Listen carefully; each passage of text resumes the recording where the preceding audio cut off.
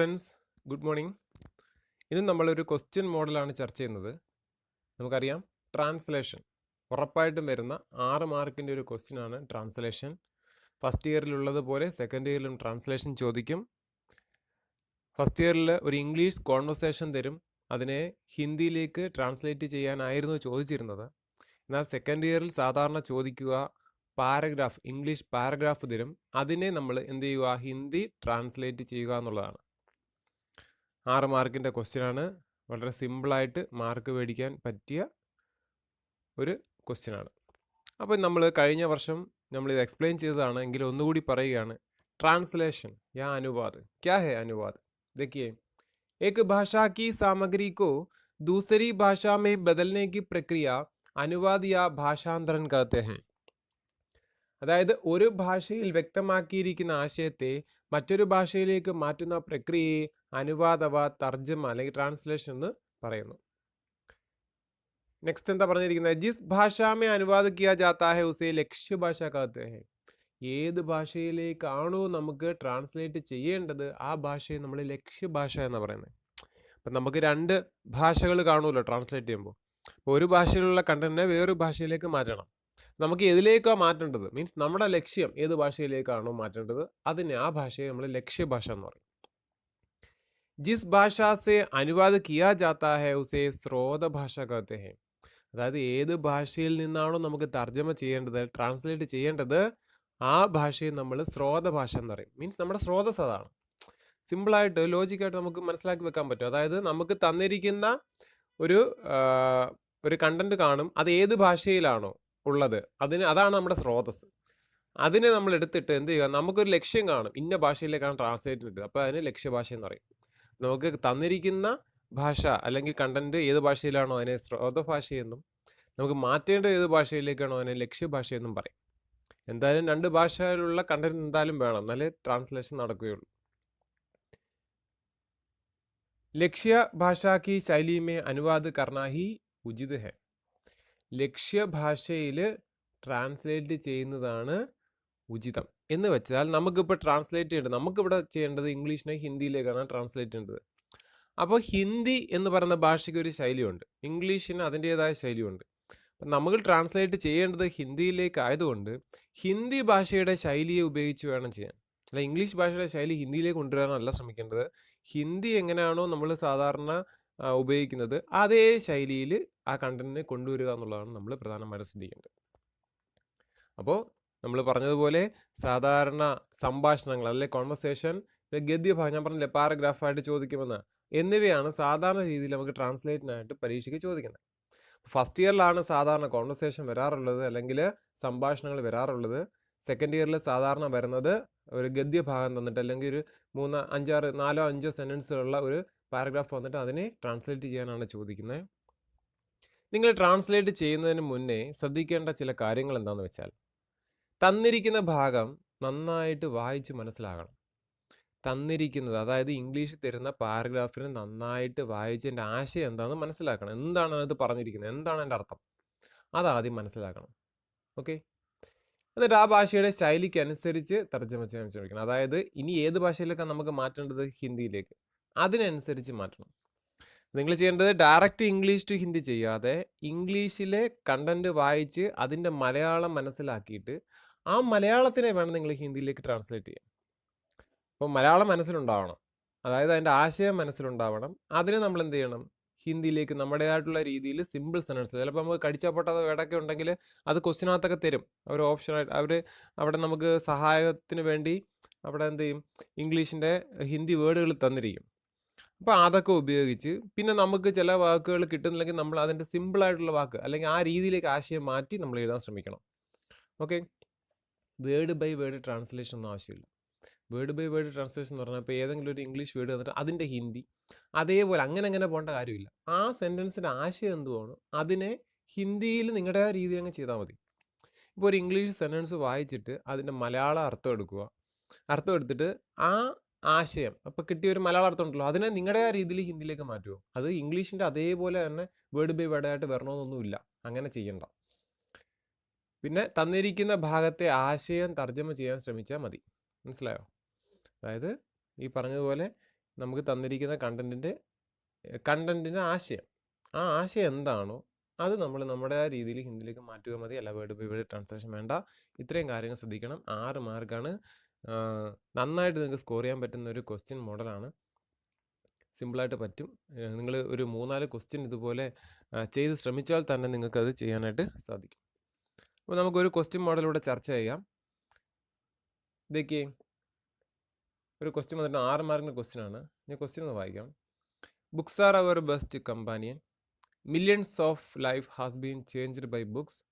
We learn and understand more things by reading. Good books improve our standard of living. അപ്പോൾ ഇതിനകത്ത് ആദ്യം നമ്മൾ ചെയ്യേണ്ടത് ഈ തന്നിരിക്കുന്ന ഇവിടെ കുറച്ച് സെൻറ്റൻസുകളേ ഉള്ളൂ, ഒരു 4 സെൻറ്റൻസേ ഉള്ളൂ. ഈ 4 സെൻറ്റൻസിൻ്റെ മലയാളം മീനിങ് എന്താണെന്ന് നമ്മൾ മനസ്സിലാക്കിയെടുക്കണം. Books are our best companion എന്നാണ് പറഞ്ഞിരിക്കുന്നത് അല്ലേ? എന്താ എൻ്റെ അർത്ഥം?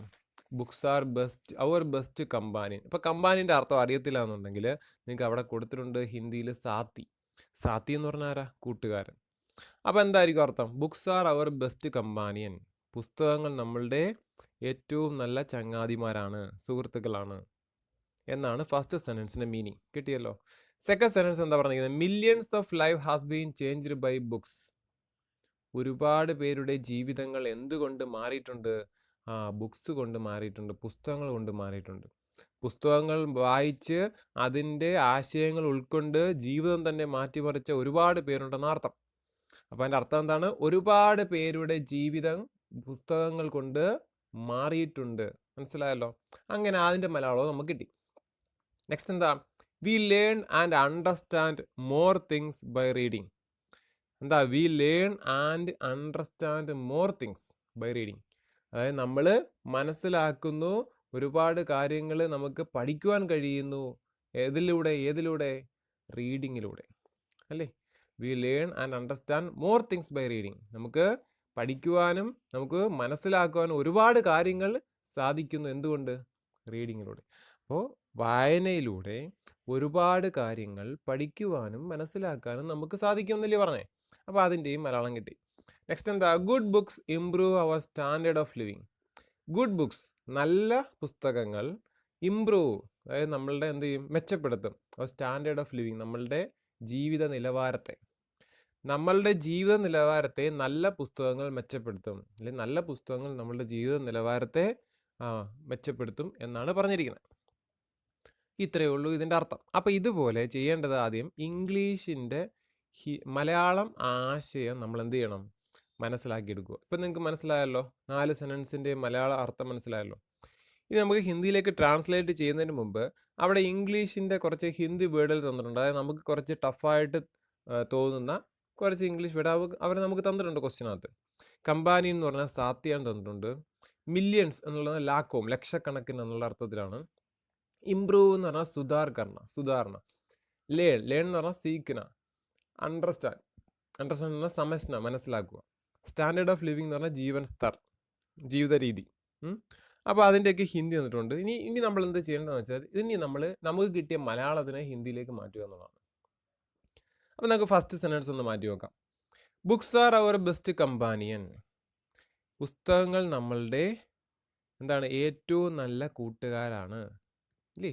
അങ്ങനല്ലയോ? പുസ്തകങ്ങൾ നമ്മളുടെ ഏറ്റവും നല്ല കൂട്ടുകാരാണ്. അപ്പോൾ ഹിന്ദിയിലേക്ക് ആക്കണം. അപ്പോൾ എങ്ങനെയാണോ മലയാളം വരുന്നത് അതേ രീതി ഹിന്ദിയിലേക്ക് കൊണ്ടുപോകാം. പുസ്തകങ്ങൾ, കിതാബേം, നമ്മൾ എന്ന് പറഞ്ഞാൽ ഹം, നമ്മളുടെ, ഹമാരി, സബ്സേ ഇല്ലേ? ഏറ്റവും വലിയ, സബ്സേ ഏറ്റവും നല്ല, സബ്സേ അച്ചി കൂട്ടുകാരാണ്. സാത്തി ഹേ, കൂട്ടുകാരാണ്. കമ്പാനി എന്നുള്ളതിൻ്റെ ഹിന്ദി അവിടെ തന്നിട്ടുണ്ട് സാത്തി എന്ന്. അപ്പോൾ നമുക്കത് ചേർക്കാം. അപ്പോൾ എന്താ പറയുന്നത്? നമ്മൾ മലയാളത്തിലെടുത്തിട്ട് ഹിന്ദിയിലായിട്ടാണ് കൊണ്ടുപോകുന്നത്. പുസ്തകങ്ങൾ നമ്മളുടെ ഏറ്റവും നല്ല കൂട്ടുകാരാണ്. കിതാബേം ഹമാരി സബ്സേ അച്ചി സാത്തി ഹൈ. ഓക്കെ, ഫസ്റ്റ് സെൻറ്റൻസ് കിട്ടിയല്ലോ. സെക്കൻഡ് സെൻറ്റൻസ് എന്താ? Millions of life has been changed by books. Millions of life has been changed by books എന്ന് വെച്ചാൽ എന്താ? ലക്ഷക്കണക്കിന് ജീവിതങ്ങൾ പുസ്തകങ്ങളിലൂടെ എന്ത് ചെയ്തു? മാറിയിട്ടുണ്ട്. അല്ലെങ്കിൽ നമുക്കെന്നറിയാം, പുസ്തകങ്ങളിലൂടെ ലക്ഷക്കണക്കിന് ജീവിതം മാറിയിട്ടുണ്ട്. അല്ലേ? അപ്പം നമുക്ക് ഏതെങ്കിലും ഒരു രീതിയിൽ എടുക്കാം. എങ്ങനാ? ലക്ഷക്കണക്കിന് ജീവിതങ്ങൾ പുസ്തകങ്ങളിലൂടെ മാറിയിട്ടുണ്ട്. ലക്ഷക്കണക്കിന് ഹിന്ദി ഇവിടെ തന്നിട്ടുണ്ട്, ലാക്കോ. മില്യൺസ് എന്നുള്ളതിന് എന്താ? ലാക്കോ. അപ്പൊ ലാക്കോം ജീവൻ, ലക്ഷക്കണക്കിന് ജീവിതത്തെ, ലാക്കോം ജീവൻ കോ കിതാബേൻ ദ്വാര, പുസ്തകങ്ങൾ മുഖേന ഇത് മാറിയിട്ടുണ്ട്. ബദൽ ദിയാ ഗയാ ഹെ. ലാക്കോം ജീവൻ കോ കിതാബോം ദ്വാര ബദൽ ദിയാ ഗയാ ഹെ. ലക്ഷക്കണക്കിന് ജീവിതങ്ങൾ പുസ്തകങ്ങളിലൂടെ മാറിയിട്ടുണ്ട്. അല്ലെ എങ്ങനെ പറയാം? കിതാബോം സേ ലാക്കോം സിന്ദഗി ബദലി ഹെ എന്ന് പറഞ്ഞാൽ മതി. കിതാബോം സേ, പുസ്തകങ്ങൾ കൊണ്ട്, ലാക്കോം സിന്ദഗി, ലക്ഷക്കണക്കിന് ജീവിതങ്ങൾ, ബദൽത്തെ ഹെ, മാറിയിട്ടുണ്ട്. മനസ്സിലുണ്ടോ? മാറുന്നുണ്ടല്ലേ, ബദലി ഹെ, മാറിയിട്ടുണ്ട്. അപ്പോൾ നമുക്ക് കിട്ടിയ ആശയത്തെ, മലയാള ആശയത്തെ ഹിന്ദിയിലേക്ക് മാറ്റി. നെക്സ്റ്റ് സെന്റൻസ് എന്താണ്? We learn and understand more things by reading. We learn and understand more things by reading എന്ന് വെച്ചാൽ എന്താ? നമ്മൾ വായിച്ചിട്ട് ഒരുപാട് കാര്യങ്ങൾ മനസ്സിലാക്കാനും പഠിക്കുവാനും കഴിയുന്നു, അല്ലേ?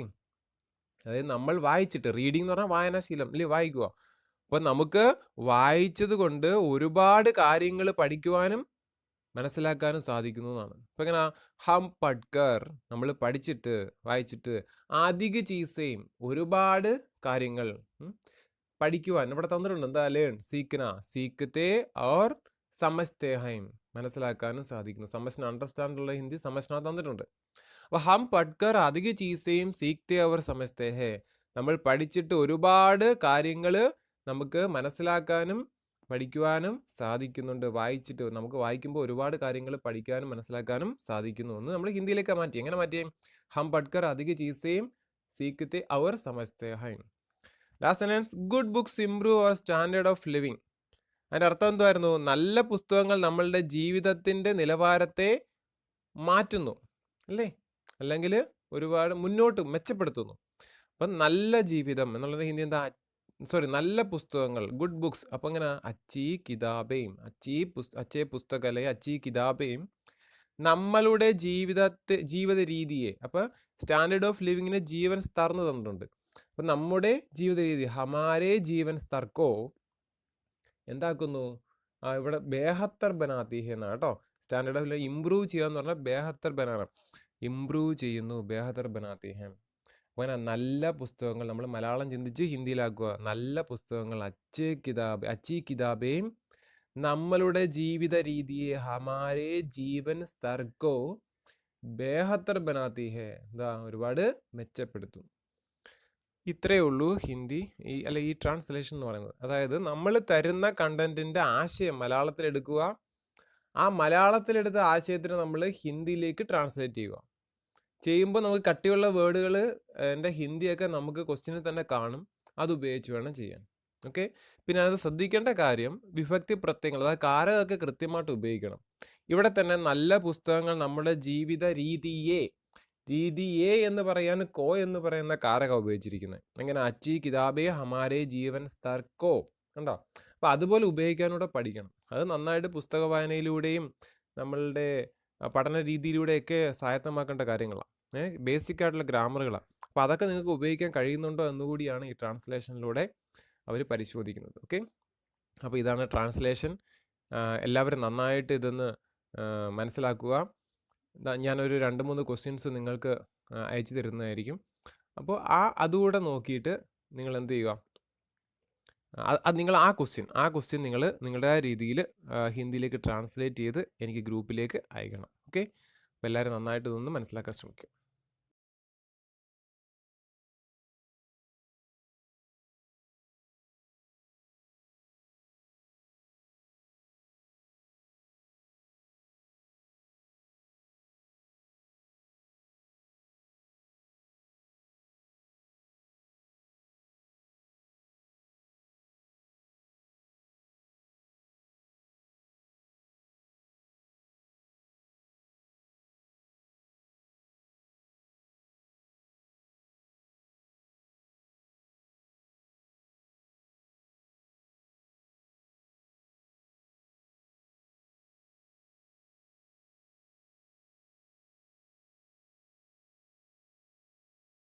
നമ്മളൊരു 3 ക്വസ്റ്റ്യൻ മോഡലുകൾ ഇവിടെ പരിചയപ്പെടുത്തുകയാണ്. അപ്പോൾ ഈ ക്വസ്റ്റ്യൻസ് വായിച്ച് ആശയം സ്വയം മനസ്സിലാക്കി നിങ്ങൾ അതിനെ ഹിന്ദിയിലേക്ക് ട്രാൻസ്ലേറ്റ് ചെയ്യുക ശ്രമിക്കുക. ഓക്കെ, ഒന്നാമത്തെ ക്വസ്റ്റ്യൻ ഇതാണ്. The eminent Hindi writer Jaishankar Prasad was born on 13th January 1889 in Varanasi. He was a novelist, dramatist, poet, and a story writer. This outstanding Chayavadi lyricist passed away on 14th January 1937. അപ്പോൾ ഇതാണ് ഒന്നാമത്തെ question. ആശയം നിങ്ങൾക്ക് സുഖമായിട്ട് കിട്ടും. Eminent Hindi ഉണ്ട് ജാനെ മാനെ, outstanding ഉത്കൃഷ്ട, lyricist കാ ഹിന്ദി ഹെ ഗീതക്കാർ, passed away നിധൻ ഹുവായ മൃത്യു ഹുയി, ഛായാവാദി തന്നെ. ഓക്കെ, അപ്പോൾ ഇത് നന്നായിട്ട് വായിച്ച് ഹിന്ദിയിലേക്ക് ട്രാൻസ്ലേറ്റ് ചെയ്യുക. നെക്സ്റ്റ് ക്വസ്റ്റ്യൻ देखिए. There are many festivals in India. Most popular festivals in India are Diwali, Holi, Dasara, etc. These festivals are related to our social and cultural life. The beauty of India is related to these festivals. We celebrate all these festivals with their significance. Okay, അതിൻ്റെ കുറച്ച് പാടുള്ള കുറച്ച് വാക്കുകളുടെ അർത്ഥം തന്നിട്ടുണ്ട്. Popular ലോകപ്രിയ, social സാമാജിക്, cultural സാംസ്കൃതിക്, റിലേറ്റഡ് സംബന്ധിത്, സെലിബ്രേറ്റ് മനാന, സിഗ്നിഫിക്കൻസ് മഹത്ത. Okay, next question. Bhakti period was a golden age in Hindi literature. Krishna Bhakti was the most significant poetry sequence during this age. Surdas, Mirabai, etc. were the most important poets of Bhakti age. They tried to picturize God's actual image through their poems. അപ്പോൾ ഇതിലെ കുറച്ച് ടഫായിട്ടുള്ള വേർഡുകൾ ഇതാണ്. ഭക്തി period ഭക്തികാൽ, golden age സുവർണയുഗ് या सुवर्णकाल, significant महत्वपूर्ण, poetry sequence काव्य परंपरा, picturise चित्रण करना, ഗോഡ്സ് ആക്ച്വൽ ഇമേജ് ഈശ്വർ കാ സാകാര രൂപ്.